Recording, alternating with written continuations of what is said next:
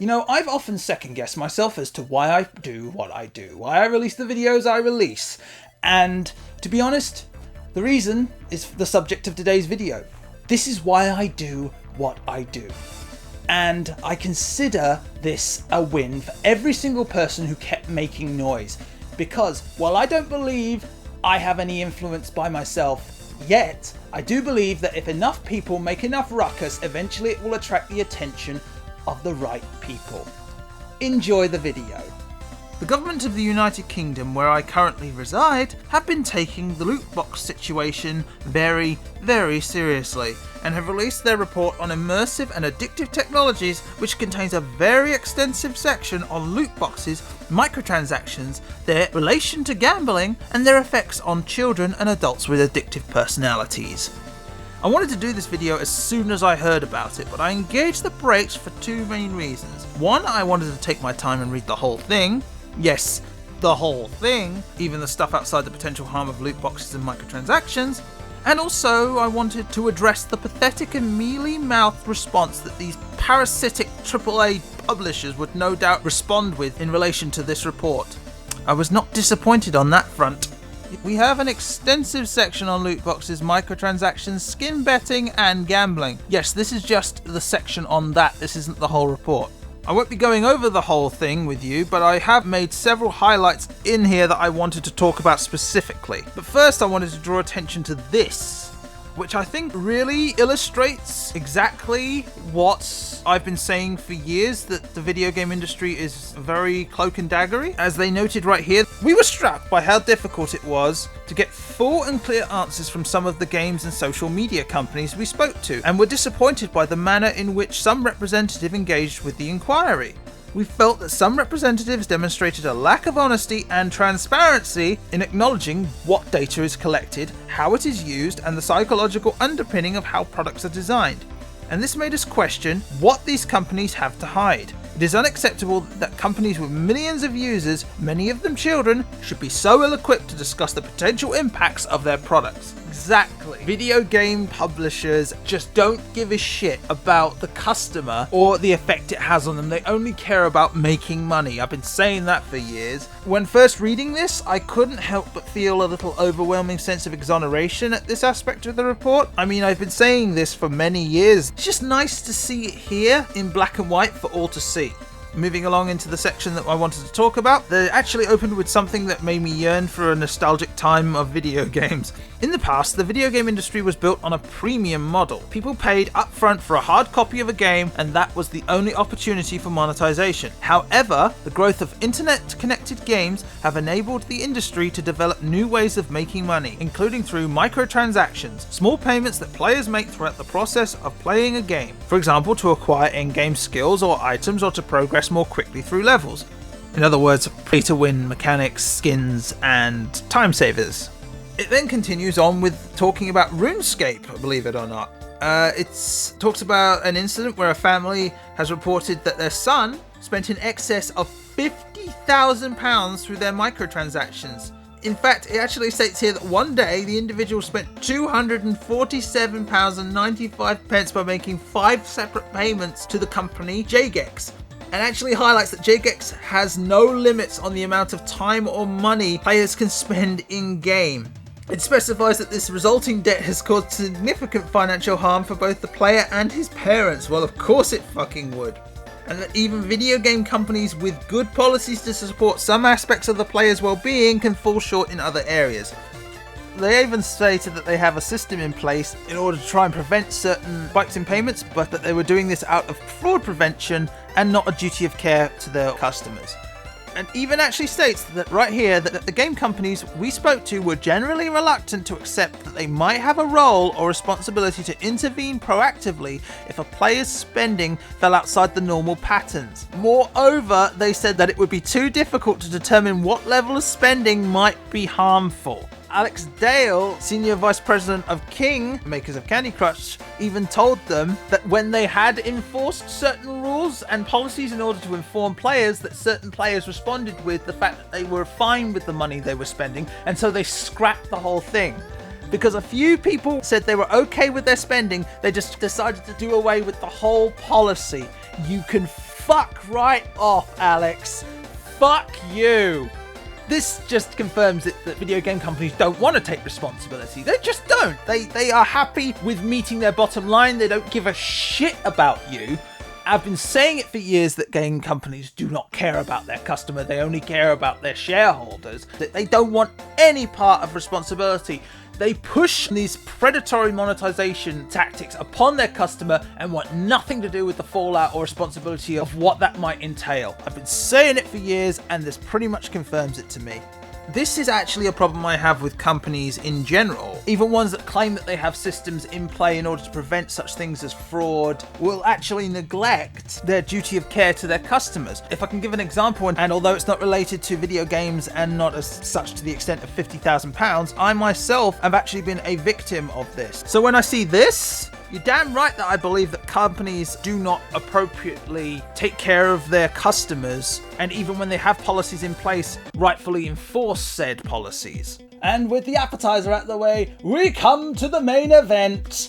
Loot boxes and the harm they cause on children and adults. Loot boxes get dragged across the coal in this report, and even includes a little mention from the now infamous Katie Hopkins, and that time she decided to try and rebrand loot boxes as surprise mechanics. Heavily marketed and referred to their systems as loot boxes for several years, and the mechanics of the system are exactly the same no matter what they choose to call it. My god! You can practically feel the contempt leap off the screen. So let's take a look at this then. Loot boxes, one of the most prominent features in the debate about the potential links between game mechanics and gambling is loot boxes.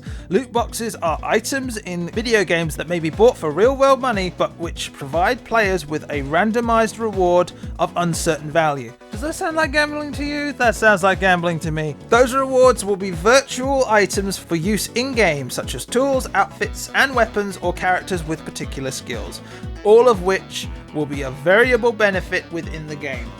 They are a common form of microtransaction, with a 2018 Gambling Commission survey finding that 31% of 11 to 16-year-olds have paid or used in-game items to open loot boxes. 31% of children, 11 to 16-year-olds, who have no real comprehension of the addictive qualities of gambling, have been using loot boxes. Bloody hell. The focus on FIFA and its Ultimate Team was of course an obvious one, with the consensus being that the odds are so low that people can be lured into spending hundreds of pounds and still not getting the player they want. This incurs a very dangerous cycle where people feel tempted to spend as much as possible to get the thing they want.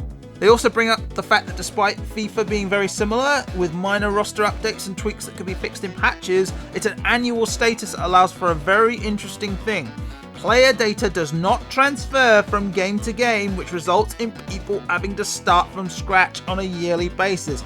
This is why they are so committed to the annual sequels, because they can continue to utilize the same tactics year in and year out without having to worry about recurrent user spending subsiding, because everything resets after only 1 year. The majority of the player base moves on to the next game, which makes staying with the previous game pointless. You're essentially forced to start over. It's very shady, and I agree with the fact that they brought it up here. There is also an interesting piece here that clarifies some misconceptions about the Belgium ban incident. That Belgium did not ban loot boxes in video games, but instead asked companies to remove them until they could go through the proper channels in order to apply to be regulated under their gambling laws. Instead of doing so, however, video game companies simply opted to remove them flat out, which says to me that video game publishers don't want the hassle of being put under the microscope, and that the regulation of loot boxes would just lead to them outright removing them from games entirely. Also, in one of my most favourite parts, it actually singles out a seminar in which Ben Lewis Evans, a user experience researcher at Epic Games, was caught directly comparing loot boxes to real life gambling. Oops! What a total tit. Note his wording here, where he talks about controlling people and how you have to be careful, that you need to make sure that they, the customer, feel like they are in control. Kind of makes him sound like a fucking predator, doesn't it? Then there's this part here about the potential harm of loot boxes. It's pretty extensive and I won't go over it here. I will leave the report in the description if you want to read it. And finally, to close this one off, also has a part on skin betting and the details as such. 3% of children aged 11 to 16 have engaged upon these websites, which, while lower, is still unacceptable. I mean, they're kids. It's exactly the same thing as gambling. And it concludes with the government saying that we agree with the Gambling Commission that games companies should be doing more to prevent in-game items from being traded for real-world money or being used in unlicensed gambling. These uses are a direct result of how games are designed and monetized, and their prevalence of undermines the argument that loot boxes are not a form of gambling. Moreover, we believe that the existing concept of money's worth in the context of gambling legislation does not adequately reflect people's real-world experiences of spending in games. It also states, we consider loot boxes that can be bought with real-world money and do not reveal their contents in advance to be games of chance, played for money's worth. The government should bring forward regulations under Section 6 of the Gambling Act of 2005 in the next parliamentary session to specify that loot boxes are a game of chance. If it determines not to regulate loot boxes under the Act at this time, the government should produce a paper clearly stating the reasons why it does not consider loot boxes paid for with real-world currency to be a game of chance played for money's worth. Yeah, this is pretty damning and has been incredibly cathartic to read through, I'm not gonna lie. It is sad that it has come to the fact that I look forward to government regulation, but the video game industry has displayed no restraint, no low it won't sink to, that it cannot be trusted to police itself, and now the hens are coming home to roost. Now, I said I delayed this video because I was waiting for a response, and of course I got one. And fucking hell was it pathetic. The ESA were especially quick to jump all over this, saying that they strongly disagree with the UK's DCM's loot box report. We take seriously the issues raised in the UK Parliament's Digital Culture, Media and Sports Committee report. No, you don't. But strongly disagree with their findings, of course you fucking do. As demonstrated by recent announcements of policies regarding the disclosure of relative rarity, or probability of obtaining virtual items in paid loot boxes, as well as the robust parental controls that empower parents to control in-game purchases. Now, here's my counter-argument. No video game geared towards children should require more parental guidance than fucking Doom! EA also decided to chime in. In a statement, Electronic Arts responded with, "We have reviewed and are closely considering the findings of the DCM's committee report. While we don't agree with all of the conclusion and recommendations in the report, we do take our responsibilities to players of all ages very seriously." No, you don't, okay? You duck and you dive and you avoid and you make excuses. You got into the Guinness World of Records because you made excuses and it became the most downvoted thing in Reddit history. We have an ongoing commitment to player safety and well-being whenever they are playing our games or engaging in our communities. We will continue to look at how we contribute to productive research and solutions for the topics raised in the report. We look forward to continuing our ongoing dialogue with the UK government. What, you mean continuing to talk about how you don't call them loot boxes, that you call them surprise mechanics, and you keep comparing them to Kinder Eggs, that kind of dialogue. That kind of pathetic, worthless response. You've literally just turned around and said, "We've looked at your evidence and I don't believe you." Pretty much been outed here as being shady, irresponsible, and trying to prey upon your customers in order to try and make as much money as you possibly can. The evidence is clear here. We brought in experts, specialists in order to conduct research, and your response is, "We don't agree." Where's your evidence? Where's your findings? Show us actual reports. Show us something. Don't just turn around and say, "We disagree." They're like Kinder Eggs. They're not loot boxes, they're surprise mechanics. They're fun and ethical. You're pathetic. Fuck Electronic Arts. Loot boxes are gambling. I've said this before, They are predatory, scummy, have addictive qualities that have no place in interactive entertainment, let alone video games that you advertise to underage children who are very susceptible to their influence. I have also said this before. They prey upon addictive tendencies and are presented in a flashy way in order to stimulate adrenal glands in the same way as gambling. I have said all of this before many times, and now I am very happy to say that I am not the only one waking up to this fact and trying to hold you parasites to some accountability for your disgusting monetization tactics. I started this show in order to help raise awareness about anti-consumer practices in an industry that's barely out of its diapers. Video games have only just become a staple of mainstream media, and it is ripe for abuse. There are no unions for video game developers. Publishers take advantage of the fact the law has trouble keeping up as technology constantly evolves, and it has led to predatory monetization practices such as loot boxes. I have had my doubts in the past. I have felt like I should just pack the whole thing in, just say you had your turn, just give up. But now my resolution is stronger than ever. No, this isn't the end of loot boxes, but I do feel that this is the prelude to change, and you can bet that it will have a knock-on effect as companies and publishers squirm and BS and try to bide their time until the bottom eventually falls out on this thing. With the same old tired excuses as always. It's like Kinder Eggs, kiss my ass. No counter-argument, no evidence, just the same BS over and over, the same tired old excuses, or they just flat out ignore it. I mean, only just recently, the ESA PEGI managed to label NBA 2K20 as having no casino imagery whatsoever in their game.